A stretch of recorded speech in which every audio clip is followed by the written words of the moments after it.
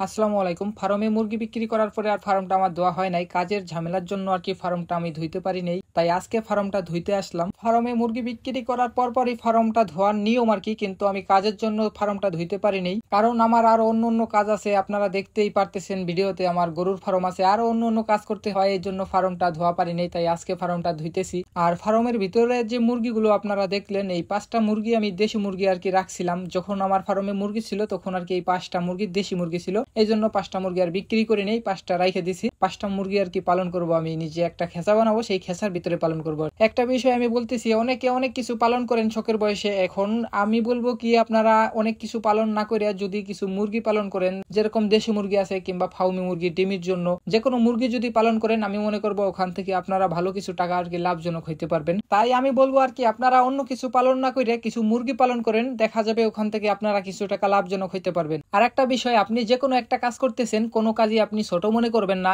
আপনি সাধারণ একটা কাজ করতেছেন, কখনো ছোট মনে করবেন না। ছোট থেকেই মানুষই আস্তে আস্তে ব্যবসা করে তারপরে বড় হয়। কেউ কখনো একচোটেই ব্যবসায় লাভজনক হইয়া বড় হয় নাই, কখনো আস্তে আস্তেই ব্যবসা ছোট থাকে, তারপরে আস্তে আস্তে বড় বানায়। মুরগি পালন করা অনেকটা কষ্টের বিষয়। এই মুরগি যখন আপনি বাচ্চাকালে আনবেন, অনেক কষ্ট করতে হয় মুরগির বিষয়ে। মুরগি বিক্রি করার পরে আবার ঘর ধুইতে হয়, অনেক কষ্ট করতে হয়।